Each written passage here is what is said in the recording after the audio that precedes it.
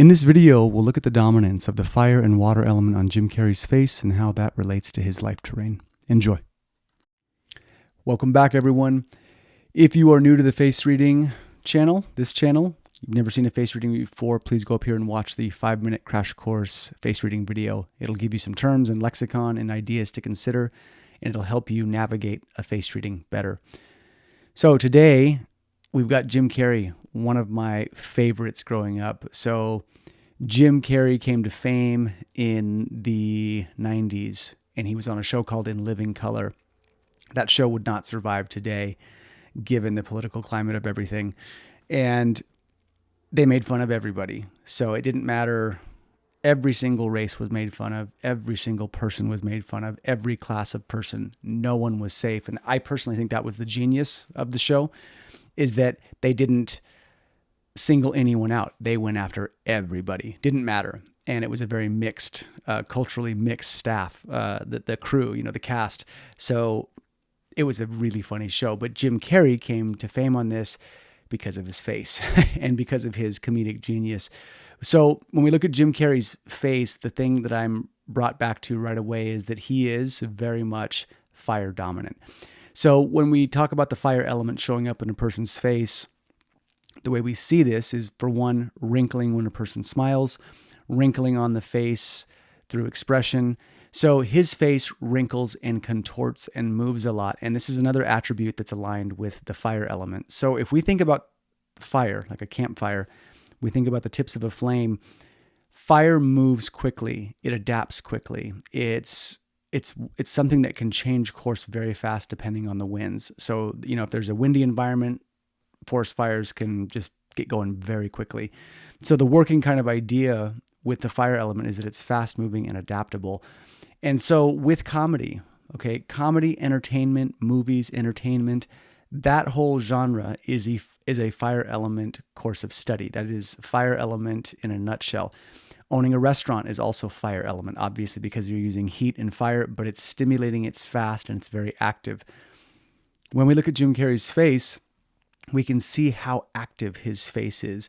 And if you're not familiar with Jim Carrey for whatever reason, I don't know how you would have missed him, but if you haven't, go on YouTube, look up In Living Color, watch some of his clips.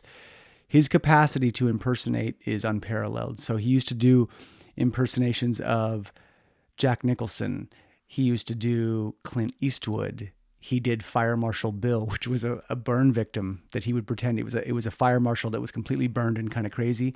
He used to do that in Living Color. He did Ace Ventura. He's done The Mask. He's done Dumb and Dumber. I mean, the ability that he has to contort his face, and this is directly aligned with that fire element.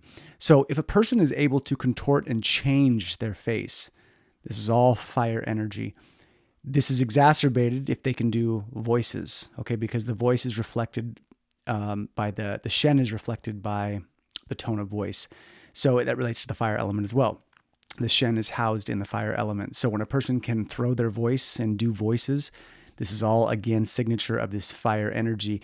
So what's good about this, and what's good about Jim Carrey's life path in terms of what he's done is that he has an incredibly expressive face. He can contort his face and make it, change into all of these different characters, and it would follow suit that he's sort of geared to entertain, to make people laugh, right? It's all fire energy. So in a nutshell, Jim Carrey has fire features, and he very naturally, given that dominance of that element, found his way into entertainment. It's a natural fit.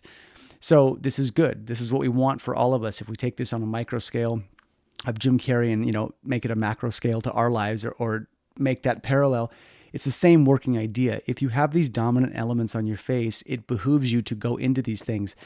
If Jim Carrey had spent his life, just being a janitor somewhere, I'm sure he would have made people laugh. But given the dynamic nature of his face and his capacity to contort and to make people laugh, he needed big fire energy, entertainment industry, right? Film, movies, which he did.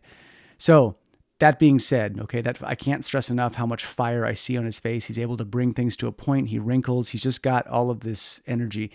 What's interesting, and some of the key markers on his face, on his left cheek right here, when we see dimples are seen as attention markers, as well as the divot in the chin here. So Jim Carrey, he has this on this one side, it's like a giant dimple. And it is a face wrinkle per se. It's borderline. You could argue, okay, from a face reading standard, that maybe it's slightly pathological because it's so deeply grooved, but I don't think it is in this case. If a face reader looked at that and was like, actually, I think it is, I'd say, okay, there's a case to be made because by definition, a deeply carved wrinkle might mean there's a disharmony there. But I don't think so. I think that is sort of a giant dimple of sorts, and it changes shape in some of these pictures. You can see it. And so we see this as like a giant attention-seeking marker, and it's on his left side too, which is his interpersonal nature. So in reading about Jim Carrey, looking at his life, when he was a kid, he spent the first 8 years of his life, he said, or 9 years of his life, in his room making faces in a mirror. He liked seeing himself make the faces. It entertained him. But he said it was also like he was watching someone else watch him. By seeing himself, he imagined his reflection as an extension of someone else watching him. It was like he wanted the attention, and he is built for it. I mean, he obviously was able to do these, do these comedy skits and do the things that he's done. So that's pretty interesting. Big attention marker on the left side fits given his life.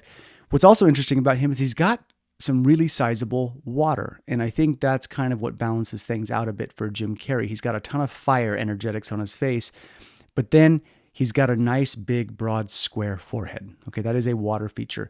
He's got nice, big ears. That's also relates to the kidney energy and the water element. And then he's got a really strong chin. That too is a water element feature. So he's got an interesting mixture between fire and water. And when we see these things, technically that's a conflicting element cycle. And sometimes when we see this means that the person's life path can be in a state of conflict for a vast majority of it. Because big water markers with big fire, it's like the water is extinguishing the fire to a certain degree. So, if you look at Jim Carrey's life, where he's gone now as an older man, he's become kind of a spiritual guy. Some people say he's very weird, but if you listen to him in his long form, yeah, he's got some kind of different thoughts and he's got some different things and he's a different kind of guy, but he kind of sees himself. He sees Jim Carrey, the actor in the past, as this character he thought he had to play to be happy in the world. And he's come to a much more tranquil place. And it's not to say that he's not funny, but he doesn't engage that fire energy the way he did in his youth. He's a lot more content with just being who he is and letting things kind of go. And he is into like spiritual practice, and he's become a painter. And so when we see this bent towards the spiritual, towards the metaphysical, towards the philosophical, that's all water energy. So we can kind of see these big water features expressing later in his life. As he's gotten older, he has kind of gone this way. The trajectory of his life has shifted in that direction. So again, when we talk about this, I always want to stress, like, here are the parallels that we're seeing between his face and the features. But then also, it's, face reading is not just about like, well, here it is. Here's how you can see it's confirmed that Jim Carrey has fire element and he's an actor. That's great. It's like, cool. It's neat to see the association. But where the rubber meets the road here is that Jim Carrey, in a nutshell, to be healthy, would need a lot of fire element themes in his life, which we talked about some of them, entertainment, comedy, all of that, spontaneity. So he would need a lot of that in his life to be happy. And he's also got big water features, which means he needs these water themes, which he is doing. So when I see these parallels of like, hey, they've got the features and they're living it, this is yang sheng. This is life nourishment. This is what we're supposed to be doing. So in this case, Jim Carrey has lived pretty well in terms of his face. So, in terms of lifestyle guidance, I would say, continue to do the things that you are doing, Jim. Continue to get deep into your art. Continue to walk the path and let those water element features speak. Because as we age, these features can kind of turn on at different times of our life too.